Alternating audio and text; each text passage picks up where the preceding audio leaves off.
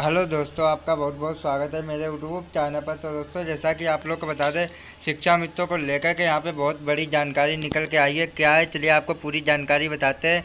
इससे पहले अभी तक चैनल को सब्सक्राइब नहीं किया है तो जल्दी जाके सब्सक्राइब कर लें, बेल आइकन को प्रेस कर लें, ताकि जो भी वीडियो अपने चैनल पर डालेंगे तो उसका सीधा नोटिफिकेशन आपके पास पहुँच जाएगा। आप हमारी वीडियो सबसे पहले देख पाएंगे। जानकारी अच्छी लगे तो लाइक अवश्य कर देना।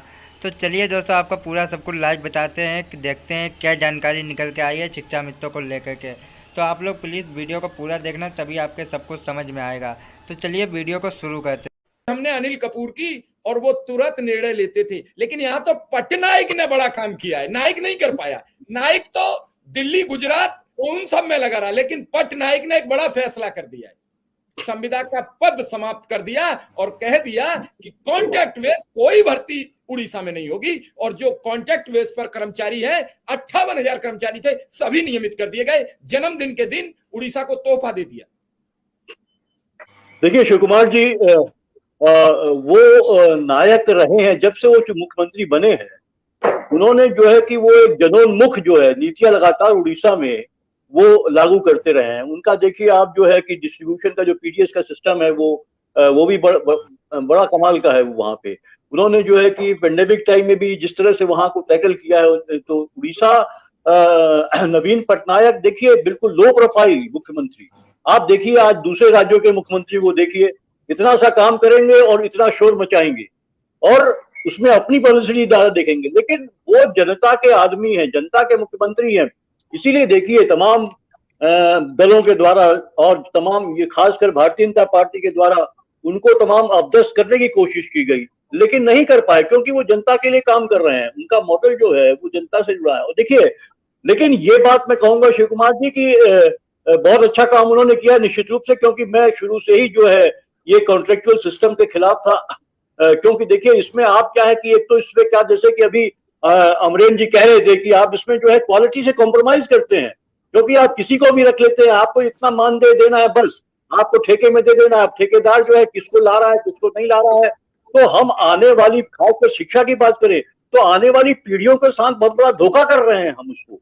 लेकिन देखिए नवीन पटनायक जी ने, और इसमें सबसे बड़ी बात यह है कि संकट कहां पैदा हुआ, रिसोर्सेज का संकट पैदा हुआ। नवीन पटनायक जी ने भी ये बात कही है आज, अगर आप उनकी देखिए, उन्होंने जो बात कही है कि मेरे लिए बहुत पेनफुल था कि जब मुझे ये कॉन्ट्रेक्चुअल सिस्टम लागू करना पड़ा 2013 में। मैं नहीं चाहता था, लेकिन हमारे पास रिसोर्सेज नहीं थे।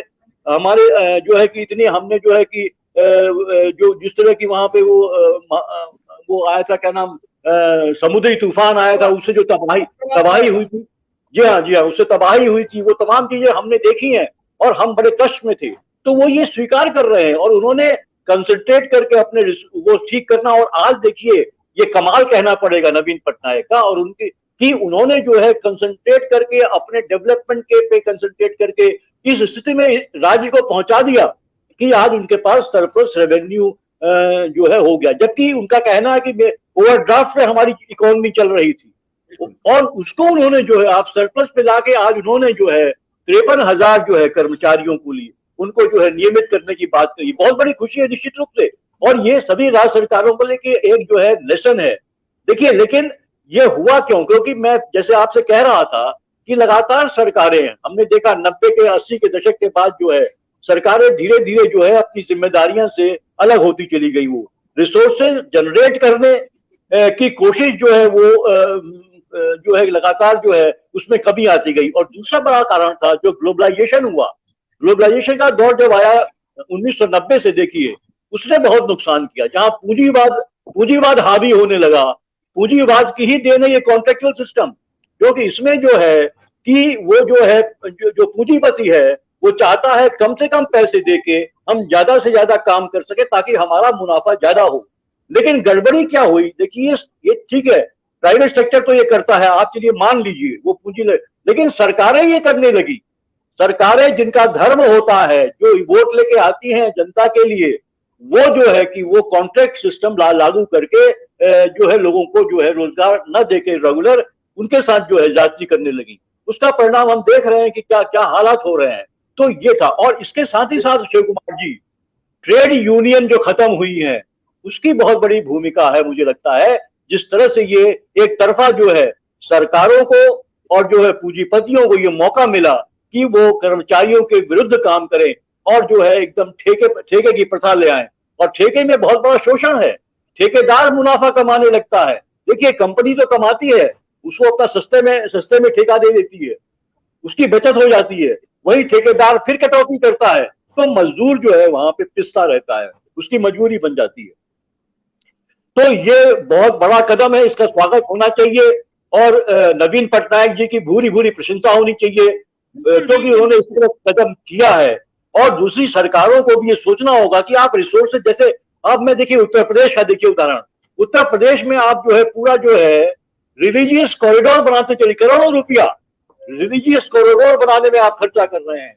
आप जो है कि जो है क्या इसकी जरूरत है, या आपको फैक्ट्रियां बना के लोगों को परमानेंट जॉब देने की जरूरत है, आपको इस तरह के उपक्रम बनाने की जरूरत है जहां पे नौकरियां पैदा हो, जो कॉन्ट्रेक्चुअल है उनको, क्या आपको रिलीजियस कॉरिडोर बना के क्या आप नौकरियां पैदा कर पाएंगे? क्या करोड़ों आप करोड़ों अपनी जो आपकी जो आप जो उधारी ले रखी है, और उत्तर प्रदेश भी देखिए आप बहुत आगे है, कर्ज में डूबा हुआ है, ऐसे तो पूरा देश कर्ज में डूबा हुआ है। तो सरकारों को अपना नजरिया बदलना होगा, कहाँ खर्च करना है, कहाँ क्या करना है। यहीं पे देखिए समाजवाद काम आता है, मैं फिर कहूंगा, जिसमें पूंजी का बेजा महत्व नहीं होता है। पूंजी का इतना ही महत्व होता है कि वो उत्पादन में काम आती है और रोजगार देती है, इतना ही महत्व होता है उसका। लेकिन जब पूंजी हावी हो जाती है, फिर वो जो है मुनाफे का जो है वो एक औजार बन जाती है, और जब मुनाफे का औजार बन जाती है तो वहां पे शोषण होता है। और ये हम प्राइवेट सेक्टर, बिल्कुल ठीक कह रहे हैं आप। बिल्कुल, जब तक सरकारें मुनाफे के लिए काम करेंगी, जनहित पर करना होगा। आपको बड़े निर्णय लेने पड़ेंगे, उसमें यह नहीं देखना पड़ेगा कि इस निर्णय से होगा क्या। बीच में लिए गए, क्या राम मंदिर नहीं बना, बड़े निर्णय से बना। क्या आज काशी कॉरिडोर नहीं बना, बड़े निर्णय से बना। तो फिर संविदा का निर्णय लेगा कौन? आप ही लेंगे। और आपको बड़ा दिल करना होगा, इन संविदा कर्मियों की अभिशप्त से दूर करना होगा। बीजेपी नेता मनोज पंडित जी जुड़ चुके हैं, उनका भी मैं स्वागत करता हूं और सीधा ईशान त्यागी के पास पहुंचता हूं। ईशान त्यागी, पटनायक ने तो अपना नायकपन दिखा दिया, बाकी राज्यों में कब? आपकी भी 2 राज्यों में सरकार है, राजस्थान और छत्तीसगढ़। मध्य प्रदेश में थी, अमरेंद्र जी और मनोज पंडित जी ने मिलकर उसका खत्म कर दिया। तो अभी 2 राज्यों में तो हो।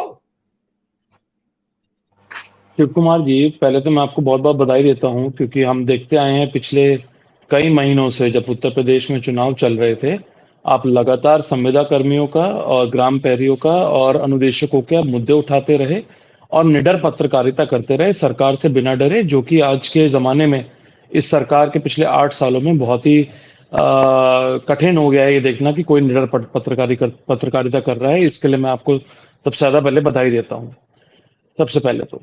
दूसरी बात यहाँ पे ये है, देखिए, सबसे पहले तो हम स्वागत करते हैं नवीन पटनायक जी का, जिन्होंने ये निर्णय लिया। सब बहुत बहुत बढ़िया निर्णय है, लेकिन हम इसके कुछ फंडामेंटल्स देखना चाहते हैं। सबसे पहले यहाँ पर देखिए, अभी उससे पहले मैं एक करेक्शन कर दूं। आपने बोला कि सरकारें बहुत बड़े बड़े डिसीजन लेती है और बहुत बड़े, उन्होंने अभी आपने बोला राम मंदिर का डिसीजन लिया, लेकिन राम मंदिर का जो डिसीजन है वो कोर्ट ने लिया था, वो भारतीय जनता पार्टी की सरकार ने नहीं लिया था। ये सबको समझना चाहिए। पहली बात तो ये है, ठीक है, वो सपोर्ट कर सकते हैं, हम भी सपोर्ट करते हैं, हम भी राम भक्त हैं, लेकिन वो जो केस है, नहीं, बिल्कुल बिल्कुल बिल्कुल, लेकिन एक क्लियर हो सकता है वो मिसकम्युनिकेशन हो जाए, क्लियर मैसेज जाना चाहिए लोगों के। अच्छी लगी हो तो लाइक कर लेना, चैनल को सब्सक्राइब अवश्य कर देना। तो चलिए दोस्तों, अब नेक्स्ट जो जानकारी मिलेगी वो हम अगली वीडियो में बताएंगे।